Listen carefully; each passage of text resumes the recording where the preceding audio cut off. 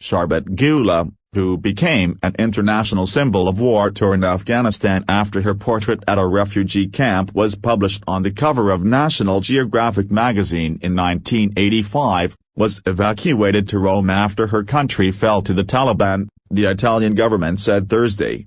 Ever since the U.S. pulled out of Afghanistan in August, non-profit organizations had appealed for help in evacuating Ms. Gula, the Italian government said in a statement. The Prime Minister's office has brought about and organized her transfer to Italy, the statement said.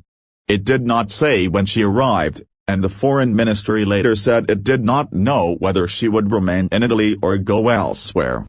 Ms. Gula, now in her late 40s and the mother of several children, was believed to be 12 when Steve McCurry photographed her, with a piercing, green-eyed stare, in 1984 in a refugee camp in Pakistan. He did not learn her name until 2002, when he found her in the mountains of Afghanistan and was able to verify her identity. A 2002 National Geographic article about Mr. McCurry's search for her described the adult Miss Gula. Time and hardship had erased her youth. Her skin looks like leather. The geometry of her jaw has softened. The eyes still glare, that has not softened. In 2016, Ms. Gula was deported from Pakistan after being arrested on charges of obtaining false identity documents, a common practice among Afghans in Pakistan. Human rights groups condemned the Pakistani government for sending her back to Afghanistan. On her arrival, the Afghan president at the time, Ashraf Ghani, gave her a warm welcome and provided her with a government-funded apartment. In August, Taliban leaders moved into the presidential palace that had been occupied by Mr. Ghani. Their takeover once again displaced hundreds of thousands of Afghans.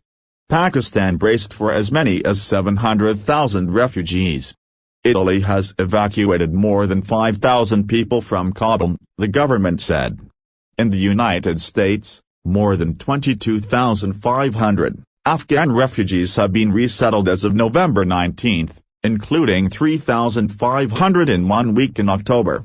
About 42,500 more remain in temporary housing on 8 military bases around the country while they wait for housing. Until the Taliban takeover, the rights of Afghan women had been expanding. Afghan girls were going to school and getting college degrees, and more were participating in civic life.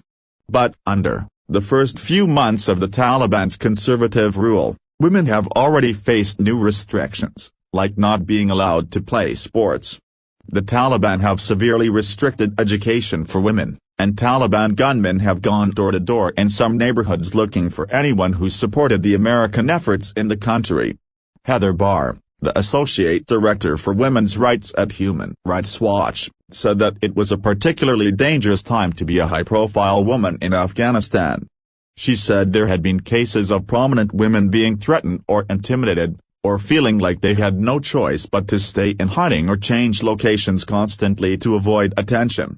The Taliban don't want women to be visible, and she's an extremely visible Afghan woman, Ms. Barr said, of Ms. Gula. Gaia Pianigini contributed reporting.